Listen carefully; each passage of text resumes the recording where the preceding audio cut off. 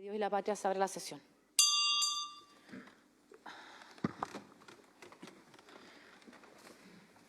Bueno, muy buenos días.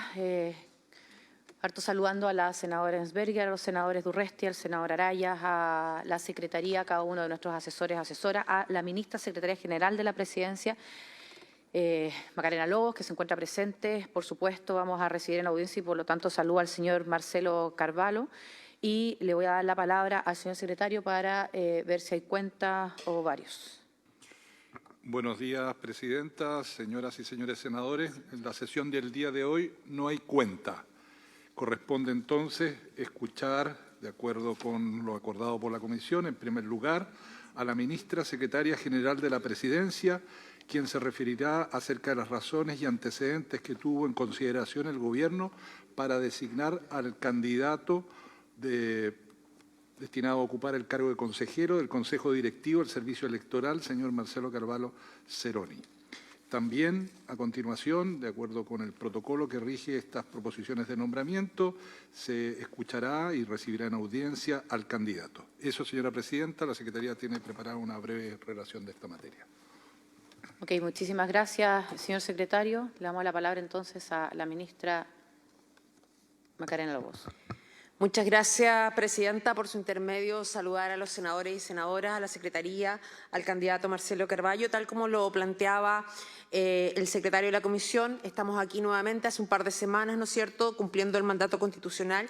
La norma 27ª transitoria, como ustedes recordarán, establecía 2 nombramientos que vencían en el año 23 y en el año 25. La semana pasada ratificamos el nombramiento, ¿no es cierto?, de Jorge Manzano en reemplazo de Andrés Tagle, y hoy día venimos a proponer a Marcelo Carvalho en reemplazo de Alfredo Joanjan, que venció en febrero del 2023. Como ustedes saben, el Consejo Directivo del CERVEL tiene 5 miembros que son propuestos por el Presidente de la República y ratificados por 2/3 de la Sala del Senado, y con el nombramiento que hoy día venimos a proponer a ratificación de esta comisión se normaliza ya el nombramiento integral de los 5 consejeros, cuestión que habíamos comprometido en la sesión anterior cuando presentamos al candidato Manzano, cuestión que es muy relevante, ¿no es cierto?, en un año electoral, que efectivamente logremos la normalización finalmente del Consejo Directivo del CERVEL. Así, mediante el decreto 711, hicimos la propuesta, ¿no es cierto?, del consejero que hoy día van a escuchar ustedes, que tiene una amplia experiencia en el sector público, en distintos cargos, ¿no es cierto?, una vinculación con las políticas públicas y además con el Departamento de Cooperación de la OEA, con participación en distintos países de Latinoamérica, participando, ¿no es cierto?, en temas electorales, y por tanto creemos que cumple todos los requisitos exigidos por la normativa constitucional para poder sumarse, ¿no es cierto?, al Consejo Directivo del Servicio Electoral y así contribuir a que esta entidad, que tiene una alta valoración, pueda seguir desarrollando la labor tan relevante que cumple los procesos electorales con miras a las elecciones que se desarrollarán en noviembre próximo. Eso, presidenta, disponible para cualquier duda o consulta de los senadores y senadoras. Muchas gracias, ministra. Le vamos a dar la palabra entonces al señor Marcelo Carvalho. Quiero, en primer lugar, por su intermedio, señora presidenta, saludar y agradecer el estar acá. El Senado de la República, epítome del debate sereno y democrático, tiene como función hoy día dar cuenta de la relevante invitación que me ha hecho el señor presidente para formar parte del Consejo Directivo del Servicio Electoral. No solo me embarga el honor de ser depositario de una tradición institucional, la confianza del primer mandatario, sino que además el poder poner a prueba dicha confianza ante ustedes. Desde mi época de formación profesional en la Universidad de Chile, he estado en una profunda relación con los temas electorales y su función en relación con la posibilidad de garantizar la expresión democrática de las agrupaciones sociales. Ya como dirigente estudiantil, enseñamos alternativas para garantizar la representatividad y contar con los primeros sistemas informáticos de conteo y totalización a mediados de los años 80, los mismos que dieron paso a mecanismos de conteo rápido con el retorno a la democracia. La vida laboral me llevó a ocupar diversos cargos públicos, llegando a ser subsecretario en lo que hoy llamamos Ministerio de Desarrollo Social, entonces Mideplan. La experiencia en diversas funciones públicas combinada con los desafíos de una vida profesional independiente Me ha aportado un amplio conocimiento y gestión, particularmente en el ámbito público, tanto en temas administrativos como financieros, control de procesos de gestión del Estado y temas legales, aspectos claves para la alta instancia de dirección pública a la que hoy me presento. Además, dicha trayectoria me ha permitido tener una visión territorial y social, en la que pude visualizar un país amplio y diverso, sobre el que debemos construir instituciones universales que permitan que dicha riqueza se exprese en toda su armónica multiplicidad. Esto se complementa con un trascendental trabajo realizado por el Departamento de Cooperación Electoral de la Organización de Estados Americanos, entre otras muchas instituciones, desde donde he podido conocer distintas estrategias electorales con sobre 25 misiones de asistencia electoral en las que me ha tocado participar, ya sea en México, conociendo la georreferenciación de las llamadas casillas, para nosotros mesa de votación, la reestructuración de la autoridad electoral en El Salvador, el manejo de elecciones en situaciones de conflicto en Colombia, la elaboración del padrón biométrico en Bolivia y, en forma especial, la conversación con el Senado puertorriqueño para analizar alternativas de automatización en los procesos electorales, entre otras muchas experiencias continentales. Con y desde estas miradas reconozco el modelo electoral chileno. Ya desde el retorno a la democracia en 1989, el Servicio Electoral de Chile ha cumplido un rol fundamental para garantizar la expresión democrática de la ciudadanía. En un contexto de transición institucional, el organismo fue capaz de organizar procesos electorales con altos estándares de legitimidad, permitiendo que la voluntad soberana de los ciudadanos pudiese manifestarse con confianza y participación creciente. Las elecciones presidenciales y parlamentarias del 89 marcaron el inicio de un proceso sostenido de fortalecimiento institucional y de consolidación del voto como instrumento de cambio político pacífico. A lo largo de más de 3 décadas, el CERVEL ha evolucionado desde una entidad técnica operativa hacia un organismo autónomo con competencias normativas, fiscalizadoras y formativas. Este desarrollo se consolidó con la reforma del 2015, que le otorgó autonomía constitucional y creó su Consejo Directivo. Desde entonces ha ampliado sus capacidades legales y técnicas para resguardar no solo la organización de los comicios, sino también la equidad en las campañas, la fiscalización de financiamiento político y la educación cívica.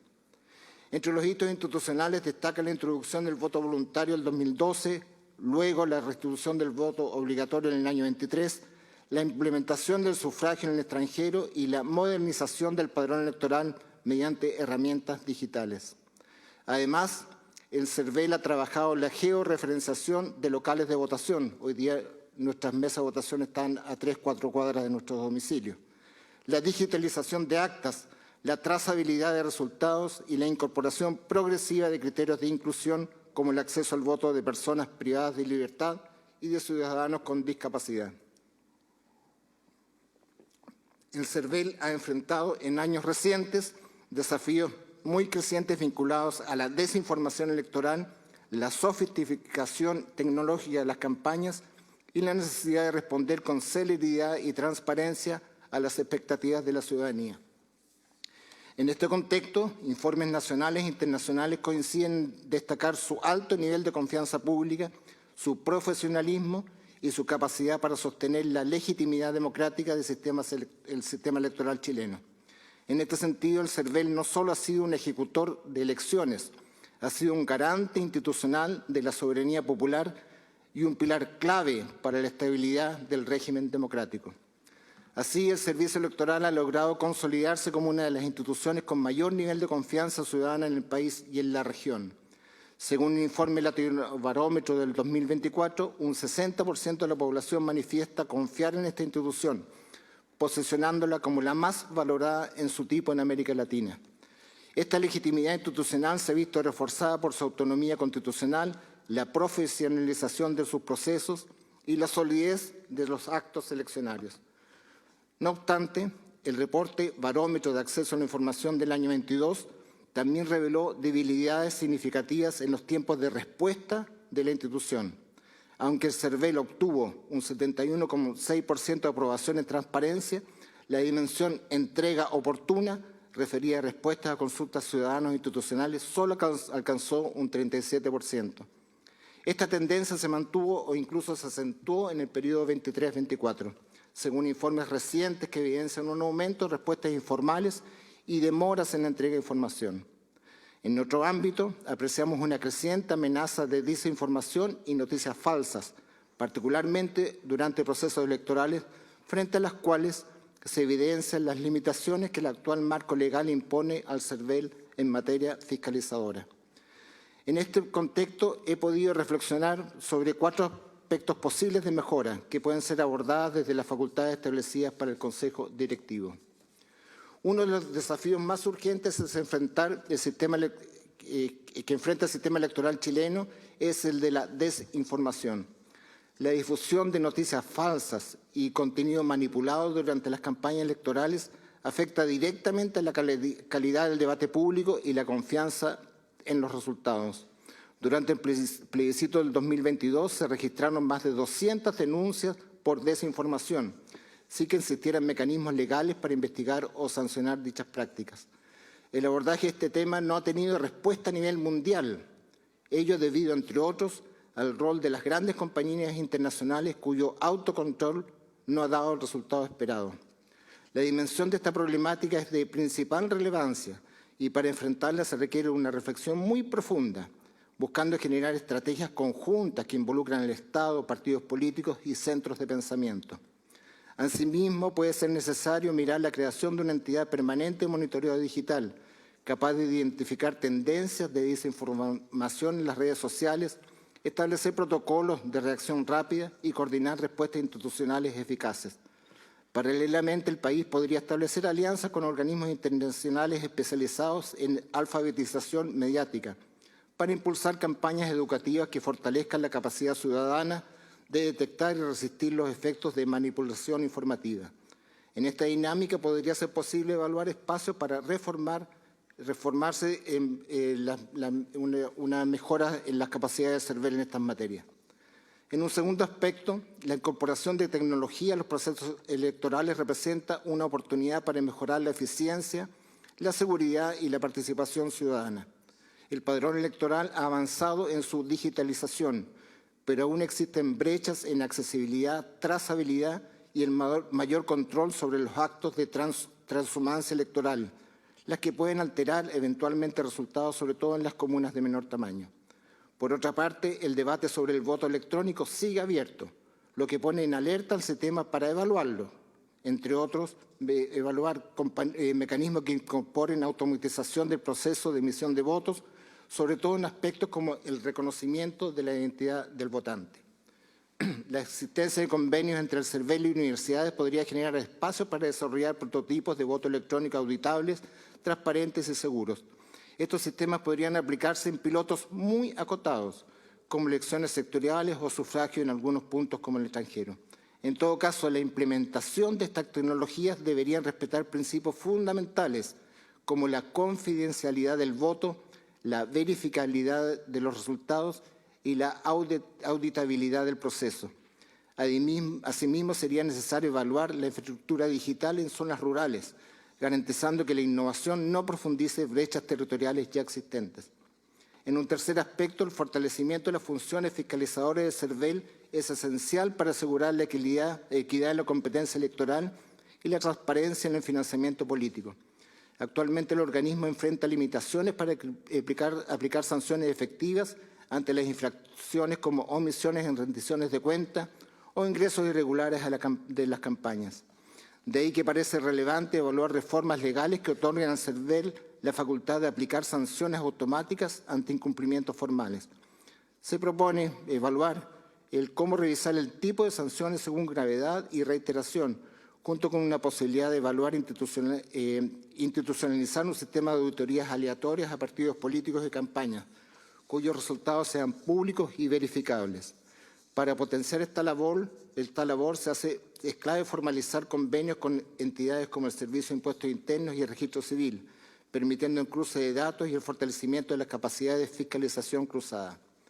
En un cuarto punto, destaco la relación entre el CERVEL y la ciudadanía, la que debe estar basada en la confianza, la accesibilidad y la oportunidad de respuesta. Evaluaciones recientes, como la antes mencionada, indican un espacio de mejora respecto a los tiempos de respuesta institucional y la informalidad en las comunicaciones. Para revertir esta situación es necesario establecer plazos normativos claros para la resolución de solicitudes ciudadanas, con un sistema de alertas automatizadas que advierta sobre el vencimiento de plazos y facilite la trazabilidad de las solicitudes. Asimismo, podría potenciarse protocolos digitales, lenguaje claro y herramientas de comunicación empática que faciliten este diálogo ciudadano. ¿Qué duda cabe? Los tiempos y transparencia en la información de escrutinios son un orgullo nacional y dichas experiencias pueden ser aplicadas a otras fases del sistema electoral.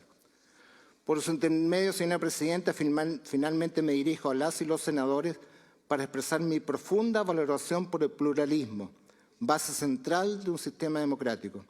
En este sentido, el sistema electoral no es un simple mecanismo técnico de conteo de votos, sino que es un sistema que debe asegurar condiciones equitativas para que las distintas expresiones puedan competir, deliberar y gobernar con legitimidad. La función del CERVEL en cuanto garante de transparencia, equidad y legalidad en los procesos electorales es clave para que esta diversidad no derive en desconfianza o exclusión, sino que se traduzca en una convivencia democrática efectiva.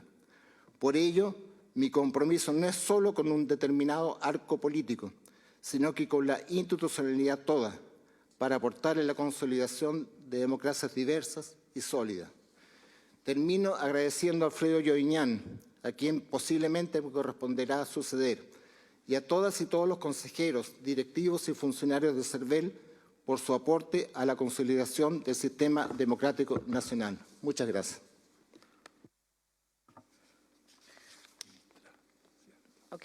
Muchísimas gracias a usted por la presentación. Le voy a dar la palabra a la ministra que me la está solicitando y luego, por supuesto, a cada uno de los senadores. Ministra. Muchas gracias, presidenta. Quería solo ratificar un punto que pudo haber pasado demasiado rápido en mi elocución, que desde luego el candidato que está proponiendo el Ejecutivo cumple todos los requisitos establecidos en el artículo 64 de la Ley Orgánica Constitucional del CERVEL, en particular, ¿no es cierto?, que son, ¿no es cierto?, los temas de carrera de menos de 8 semestres, no cumplir con los requisitos generales para acceder a cargos públicos, acreditar una experiencia profesional no inferior a 5 años y, en particular, no haber sido, ¿no es cierto?, desempeñado cargos de representación popular o dentro de la directiva central de un partido político dentro de los 5 años anteriores a la designación para que quede debida constancia en el acta. Muchas gracias. Así quedará, ministra. Muchísimas gracias por la especificidad. Entonces le voy a dar la palabra ahora a la senadora, a los senadores. Senador Durresti. Gracias. ¿Se escucha? Sí. Gracias, presidenta. Saludar por su intermedio a la señora ministra y al candidato Marcelo Carballo. Uno agradece en las exposiciones cuando hay un barrido, un reconocimiento a la trayectoria del CERVEL, situación que creo que todos reconocemos y que es un activo democrático que año a año o elección a elección nos ratifica la capacidad, la certidumbre, la certeza de saber a las 7, 8 de la tarde el resultado electoral. Sin ir más lejos, hace 2 semanas se produjo una primaria, también que una primaria legal, que también está sujeta al escrutinio del CERVEL y da las certezas, tanto elecciones parciales como puede ser una primaria, una elección nacional, compleja, reñida, elecciones parlamentarias, elecciones locales, regionales y a veces tan diversas como pueden ser los concejales, como expresión básica de elección territorial, que a las 20 horas, 21 horas uno sabe perfectamente quién es su candidato, si salió electo, si no salió electo y con una mínima incertidumbre de reclamación o con el legítimo derecho, mejor dicho, de reclamación ante alguna duda, pero creo que es un activo, no está en todas partes y creo que el candidato lo señala muy bien. Dos preguntas. Se hacen varias referencias a georreferenciación, digitalización de acta. la situación de México, por la experiencia, Marcelo, que se tiene, yo creo que en Chile no hay que innovar para equivocarnos, pero sí hay que anticiparse a determinadas situaciones. Hoy día con el voto obligatorio, voto en lugares muy aislados, donde no hay concentración de población. Yo siempre a los consejeros anteriores, o a los consejeros en ejercicio, les pedíamos históricamente que se crearan más circunscripciones para que los vecinos votaran ahí cerquita y no tuvieran que desplazarse, principalmente en las zonas rurales que uno representa. ¿Cómo visualizas la aplicación de tecnología, inteligencia artificial, voto electrónico, el voto en el extranjero, situaciones de esa naturaleza, o cómo lo has visto seguramente en otros países? No sé si México será la mejor referencia o algún otro país del cual pudiéramos copiar alguna situación. Y por último, en relación al crecimiento de la proliferación de mayor cantidad de partidos políticos, a veces de mayor candidatura, ¿cómo debería o qué figura visualizas para poder tener una contraparte ante la cantidad de partidos políticos y donde hoy día además hay financiamiento político, hay financiamiento electoral y obviamente hay recursos involucrados? Esos dos aspectos, Presidenta, sí, por su intermedio, si el candidato pudiera contestarnos. Muchas gracias y felicitaciones por la presentación. Ok, muchas gracias, senador. Senadora Ebensberger. Gracias, presidente. Presidenta, saludar a la ministra, saludar también a don Marcelo, agradecer la presentación, saludar a la Secretaría y a todos los asesores que nos acompañan. Yo quisiera conocer o hacer 3 consultas bastante breves. Una, ¿qué tipo de funciones fiscalizadoras cree usted que le faltan al CERVEL? ¿Y cómo establecer al mismo tiempo un control al CERVEL? Y no siempre en la Comisión de Constitución, cuando entregamos funciones a una institución, siempre nos preguntamos cómo hacemos para que esas funciones nuevas, sobre todo cuando son de fiscalización, sobre todo en un tema tan sensible como este, cómo debiera controlarse de alguna manera o fiscalizarse también al CERVEL que se ejerza esta función. En segundo lugar, si cree usted que dentro de esas funciones fiscalizadoras debiera estar, no la del presidente, pero tanto los candidatos presidenciales como los candidatos gobernadores tienen la obligación, ¿no es cierto?, al inscribir la candidatura de presentar un programa de gobierno. Los presidentes pueden, y ahí yo no tengo objeción porque son los presidentes de la República y pueden poner lo que estimen pertinente, pero si uno revisa los programas de gobierno de los candidatos a gobernadores regionales, y usted lo hace transversalmente, de repente ofrecen cosas como parte de su programa de gobierno que no tienen facultades. De alguna manera se está faltando a la transparencia, ¿no es cierto?, porque se le está mintiendo a la ciudadanía.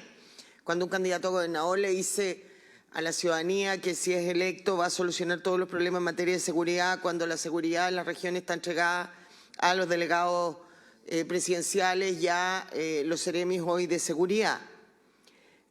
¿Cómo afecta eso la credibilidad? Y cómo pudiera el CERVEL fiscalizar eso teniendo, por cierto, solo una fiscalización de legalidad, como lo tiene la Contraloría, y no mérito. No que pueda decir este programa está bien o está mal, sino se ajusta o no se ajusta a las facultades que tiene un eventual gobernador. Y en tercer lugar, quisiera saber qué cree usted o cómo el CERVEL pudiera aportar a que la jurisprudencia de los CERVEL regionales con la nacional sean iguales, no que el CERVEL central falle de una determinada manera y los CERVELes regionales de otra, cosa que también ocurre con los tribunales electorales regionales. Si a usted se le ocurre alguna manera de avanzar en eso. Y finalmente solo decirle que yo creo que sí, el debate del voto electrónico puede estar abierto, pero yo creo que Chile no reúne las condiciones para hacerlo hoy día. Gracias, presidente. Gracias, senadora. Senadora Araya.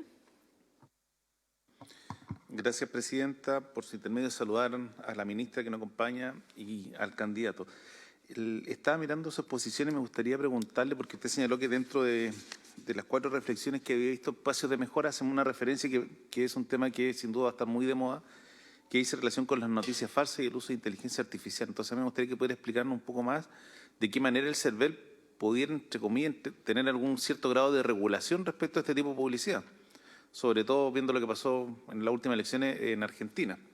Entonces, en ese sentido, que si dentro de las atribuciones que tiene el CERVEL existe el marco suficiente como para regular este tipo de situaciones, o esto más bien sería modificación legal. Y lo segundo, a contrario de lo que opina la senadora Ensper, yo creo que nosotros tenemos que ir avanzando en el voto electrónico. Entonces, me gustaría que si nos pudiera precisar más cómo ir avanzando en tema de voto electrónico, o sea, qué experiencia comparada con otros países, que generalmente se ha discutido mucho la fiabilidad del sistema y de que si la persona que emite el sufragio efectivamente es quien dice ser o es otra persona.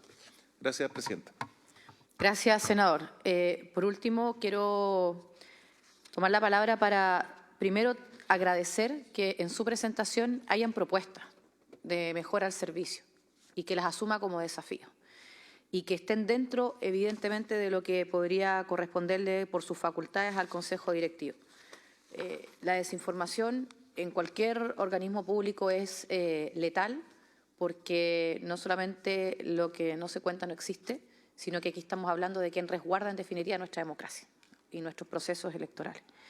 Por eso creo que es vital poder avanzar en aquello y por eso valoro que sea incluso uno de los, o el, mejor dicho, primer punto, primer desafío que menciona. Pero me quiero detener a propósito de que eventualmente llegaría a nosotros, ¿verdad?, en las reformas legislativas, en las modificaciones a la ley. Y usted las menciona a propósito de las sanciones y hace referencia a que sean sanciones automáticas las que operen cuando hayan incumplimientos obviamente formales, ¿no? Esto evidentemente en relación a las competencias electorales y a la transparencia del financiamiento político. Yo creo que en los tiempos que corren, que los recursos escasean, que la deuda del país es de público conocimiento, el que a veces los mismos organismos llamados a, voy a decirlo así, a recaudar o a hacer cumplir la ley, no tengan herramientas más eficientes, produce cierto al menos un halo de duda, de cuestionamiento de que si realmente vamos a ir en esa línea o, para variar, ¿cierto?, se establecen ciertos perdonazos o no hay una norma tan eficiente cuando, entre comillas, le toca a la política, ¿no?, le toca a los políticos. Eso me gustaría que se pudiera ahondar más en qué significarían esas sanciones automáticas, qué modificaciones o reformas legales, como dice su presentación, tendría a la vista. Y en el cuarto punto, a propósito de la relación entre el CERVEL y la ciudadanía, lo mencioné en la presentación del hoy consejero, el señor Manzano, y por eso quiero hacerla también en esta presentación, porque si hay una cuestión en la que se avanzó, y creo que por supuesto fue la línea correcta, en que con la pura clave única, y recalco con solamente la clave única, una persona puede definir y determinar si se afilia a un partido o no. Hoy, el servicio electoral, entendiendo que por supuesto ese partido político de interés tiene que manifestar una respuesta, si es negativa es fundada, si es positiva puede hacerlo también, pero si nada dice, y ahí la verdad es que tenemos, me atrevo a decir, la pelota más desde este lado, o a lo mejor también desde el Ejecutivo, pero si nada dice y por lo tanto guarda silencio, lo que está haciendo el CERVEL y lo hace formalmente vía correo electrónico a la persona que está tratando de afiliarse a un partido político con su clave única es venga de manera presencial a cualquier o a la dirección regional más cercana. Y a mi juicio eso, entre la relación CERVEL-ciudadanía, debilita, en definitiva, los propios partidos políticos y, por supuesto, el interés y el derecho que tiene toda persona de asumir incluso, ¿cierto?, todo lo que significa militar en un partido. Entonces, allí lo quiero plantear, porque eventualmente si usted llega al Consejo, espero que sea uno de los temas que se revisen y, por supuesto, que si eso requiere una mayor aclaración en la ley, insisto, podemos avanzar a propósito que usted plantea las reformas legales que se podrían legislar para mejorar y fortalecer el servicio. Así que dejo esas dos preguntas de mi parte planteadas y le doy la palabra para que pueda referirse a cada una de las que plantearon los senadores y las senadoras. Gracias. Por su intermedio, señora presidenta, agradecer esta conversación. La verdad es que son una diversidad de temas, todos de profunda relevancia en continuar fortaleciendo lo que todos reconocemos como una de las instituciones más destacadas y respetadas de la República. Uno parte de la base de que, como bien se ha recordado acá, tenemos un sistema electoral que permite que a las 7 de la tarde, 8 de la tarde, se dé cuenta con total transparencia y certeza del resultado electoral. Ese es un principio que tenemos que resguardar y fortalecer. Y cualquier medida de modificación que tienda a alterar esa confianza de la ciudadanía, la verdad es que debe ser mirada con especial cuidado. En esa línea y en un primer ámbito que han planteado muchos de ustedes por su intermedio, señora presidenta, en lo referido a la automatización, hay que evaluar cuáles son los aspectos en donde es necesario introducir mecanismos de tecnología. Porque efectivamente el voto electrónico, como usted dice, senadora Araya, por su intermedio, presidenta, es posible avanzar en mecanismos de voto electrónico, siempre y cuando se garantice y se le dé tranquilidad a la ciudadanía de que su voto no va a ser un voto público, de que se audite la trazabilidad de esa votación y que efectivamente ese esfuerzo implique una mejora respecto al estándar que hoy día tenemos. Eso es algo que hay que evaluar.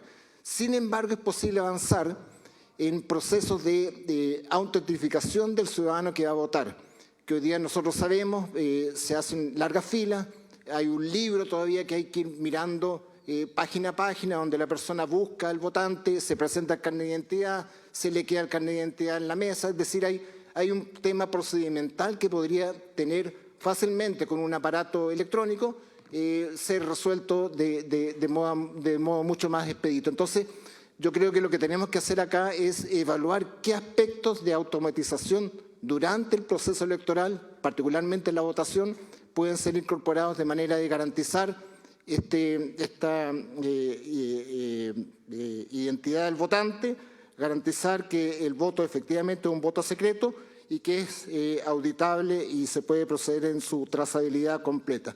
Garantizando también algo que yo decía, que el proceso de incorporación de mecanismos de automatización respeten una desigual distribución de tecnología a nivel país. En zonas rurales, el introducir tecnología puede significar una brecha que aumente la ya existente entre el centro y la periferia de nuestro país. Eso en un primer punto. Un segundo, en esa línea también yo creo, por su intermedio, señora presidenta, lo que señalaba el senador Durresti, la georreferenciación ya ha tenido un avance significativo. Hace unos años atrás uno tenía que tomar metro, había todo un problema urbano en la ciudad de Santiago y en el resto de las grandes ciudades, e incluso en el campo, que obligaban al votante a transitar largas horas para ir a votar y con mucha complejidad. Hoy día esa situación se ha resuelto. Particularmente yo tengo un local de votación a 3-4 cuadras de mi casa y voy tranquilamente caminando a ejercer mi derecho a voto. Entonces, yo creo que la georreferenciación ha sido un pilar clave que ha avanzado significativamente y ha resuelto este tema. Hay un tercer grupo de preguntas que me parecen de tremenda relevancia, que tienen que ver con las facultades fiscalizadoras del CERVEL, qué capacidad de control, cómo se generan sanciones automáticas, cómo respondemos a una eventual discrepancia entre jurisprudencia regional y jurisprudencia nacional. Hemos estado en conocimiento de un informe del CEP en donde señala un titular que llama mucho la atención y requiere de un CERVEL con dientes, dice. Y efectivamente tienen razón, senadoras y senadores, en que un aumento en la capacidad fiscalizadora del del CERVEL tiene que tener un contrapeso, un contrapunto. Y ese contrapunto está dado por la institucionalidad democrática, pero el generar un sistema de mejoras en la capacidad fiscalizadora nos permitiría por ahora ir efectivamente mirando cómo se controla el gasto electoral, cómo se controla la rendición de cuentas, de manera que en una adecuada articulación legal le pueda permitir al CERVEL efectivamente dictar sentencias de forma expedita y rápida. En la misma línea, el control de legalidad de los programas pudiera ser un mecanismo de inicio, esto habrá que estudiarlo y mirarlo con detalle, en la presentación de los programas para verificar si efectivamente estos programas responden a las atribuciones a lo que la o el postulante está postulando. Yo creo que ahí hay un campo de conversación tremendamente importante y que es necesario avanzar. Respecto a las noticias falsas, se ha discutido mucho. Hace unos días atrás hubo y no solo acá en Chile, sino que a nivel mundial, se ha puesto este tema en primera línea, toda vez que la presencia de redes sociales como mecanismo de difusión política no tiene hoy día capacidad de control. Se suponía que estas grandes instituciones, corporaciones, se menciona en la presentación hecha, iban a tener la capacidad de autocontrol, de manera que efectivamente por ahí las mismas compañías fueran evitando la proliferación de noticias falsas. Sin embargo, esto no ha ocurrido. Entonces, lo que puede ser de fácil acceso es generar mecanismos de seguimiento de noticias falsas y de alertas tempranas por parte del servicio electoral cuando estas noticias estén alterando o sea posible que alteren la voluntad ciudadana. Yo creo que ahí hay un espacio que tenemos que avanzar, no es fácil de resolver y por eso yo convocaba a una conversación muy amplia con partidos políticos, centros de estudio, el mismo CERVEL, de manera a ir viendo qué mecanismos podemos avanzar en esa línea, pero es de la mayor preocupación. Toda vez que además el sistema de automatización, la presencia de inteligencia artificial, es un mecanismo, son tecnologías que tenemos que reconocer como país. O sea, están presentes. Hace unos años atrás no teníamos Google, hoy día tenemos Google, tenemos Wikipedia, tenemos inteligencia artificial y son mecanismos que pueden servir para una mejora de la democracia si es que son adecuadamente estudiados y adecuadamente asumidos por la institucionalidad. Y finalmente creo que abordando los temas, si me queda algo pendiente, ustedes me dirán. Respecto a la afiliación de los partidos políticos, como señala usted, señora presidenta, uno parte de la base de del principio de buena fe. O sea, si hay una persona que tiene interés en participar de un partido político, uno entiende que en general esa persona va de buena fe a inscribirse. Por lo tanto, debiera facilitarse su inscripción y mediante mecanismos que pueden ser automáticos, desde el punto de vista de la inscripción, dejar a posteriori a los partidos políticos la posibilidad de fundadamente rechazar una opción de este tipo. Yo vengo de una tradición, presidenta, distinta, pero entiendo que el mundo cambia y que hoy día el principio de buena fe y una creciente debilitación de los partidos políticos nos debiesen a nosotros imponer la necesidad de convocar a la gente a participar del debate político dentro de las instituciones que ha reconocido el mismo Estado. Entonces, yo estoy de acuerdo con lo que usted plantea, presidenta. Muchas gracias.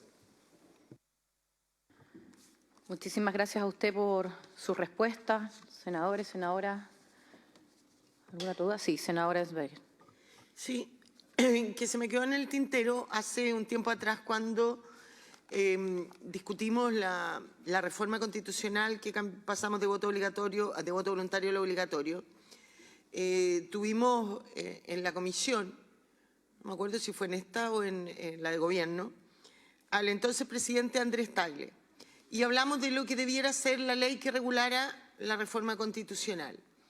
Y él hablaba ahí de la posibilidad de establecer un voto anticipado, ¿no es cierto?, de ir avanzando en la modernidad de un voto anticipado, no como una excepción, sino a distintos sectores. Por ejemplo, los pilotos de aviones, de trenes, de camiones, de naves, los que están ese día trabajando y que las 2 horas no les sirven, ¿no es cierto?, las 2 o las 3 horas actuales.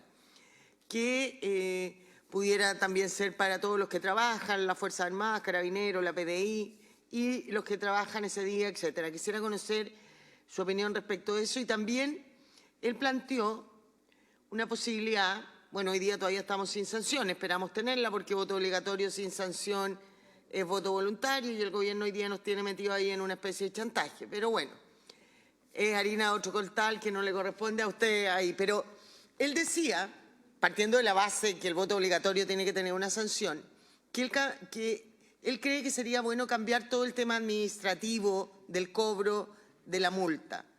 Por ejemplo, él decía que creía que que este proceso de multa debiera llevarla al CERVEL, que el CERVEL debiera hacer y sacarla de los juzgados de policía local, que el CERVEL, por ejemplo, que tiene toda la información, debiera hacer una notificación masiva en su página a todos los que no votaron, porque además todos los que no votaron saben que no fueron a votar. Establecer que todas esas personas, ¿no es cierto?, son acreedores de una multa, los que pueden van a mandar los papeles de que estaban a más de 200 kilómetros, 300, que estaban enfermos, hospitalizados, en fin. Y que al juzgado de policía local solo fueran en una apelación aquellos a quienes el CERVEL no les acogía la multa y no quedaban satisfechos. Que eso... Y establecer también una posibilidad como un descuento por pronto pago, como existen por las infracciones de tránsito. Y que eso iba a hacer más efectivo el voto obligatorio porque iba a haber un cobro oficial, ¿no es cierto? Los juzgados de policía local, no todos, o pasan muchos años en medio de estos procesos.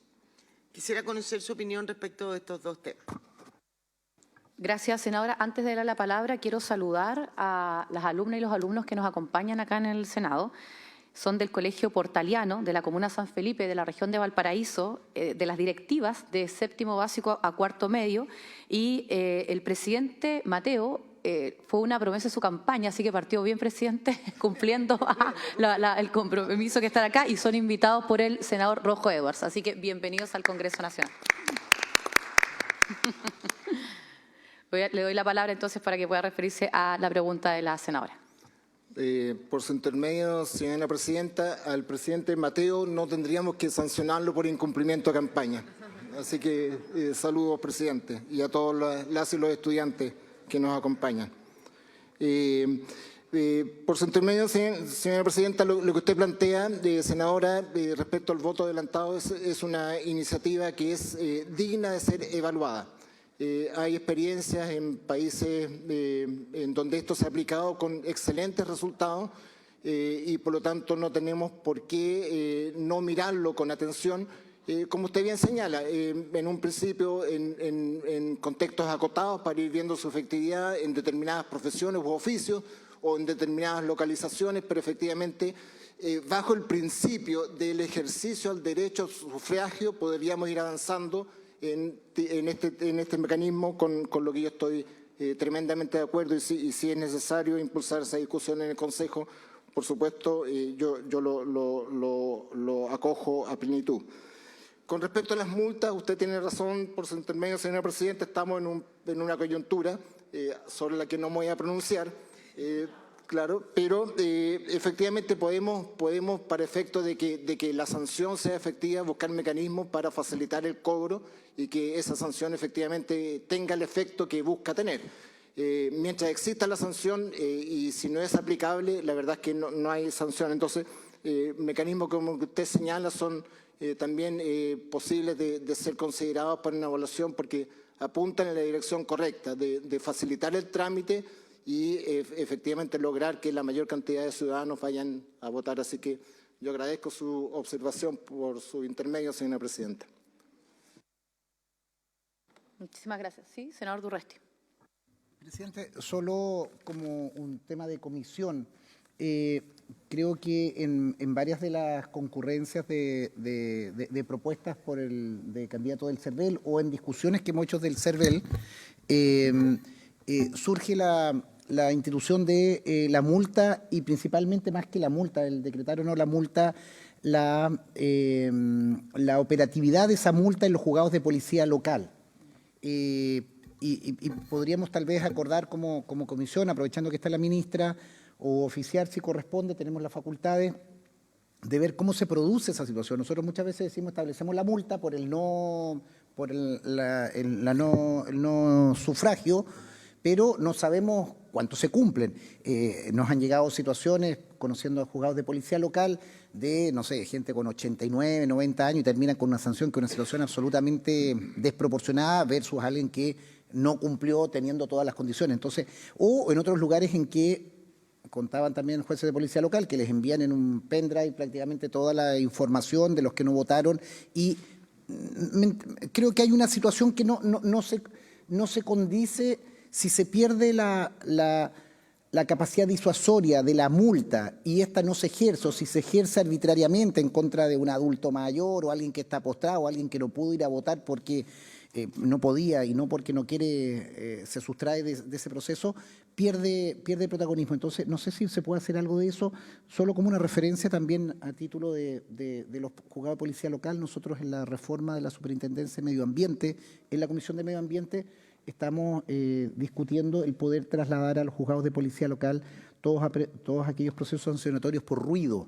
Lo pongo como un equivalente en que hoy día casi el 50% de los procesos sancionatorios de la Superintendencia de Medio Ambiente son por ruido. Una buena cantidad de ellos se van a ir a policía local. Entonces, en lo que corresponde es tal vez pedir a la Asociación de Juzgados de Policía Local o a través del Ejecutivo y del CERVEL cómo está esa situación, porque el CERVEL cumple formalmente de remitir los antecedentes al juzgado de policía local, pero no sé si existe una contrainformación del juzgado de policía local que dice, mire, todas estas personas fueron multadas, fueron sancionadas o fueron amonestadas.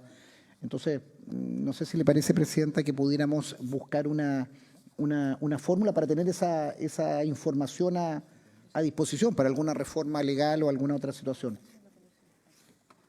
Ok, me parece correcto, de acuerdo, senador, a propósito además de lo que decía la senadora Ensberger, así que voy a pedirle a la Secretaría, tomado el acuerdo, por supuesto, poder oficiar. Yo creo que a ambos, sí, a la Asociación de Juzgados de Policía Local, para tener la información en definitiva de cómo han ido procediendo y cuál es el nivel de eventualmente deudas que se encuentran en los juzgados. ¿Unánime? ¿Sí? ¿Unánime? Ya. 4-0, senador Araya, senadora Ensberger, senador Durresti, presidenta.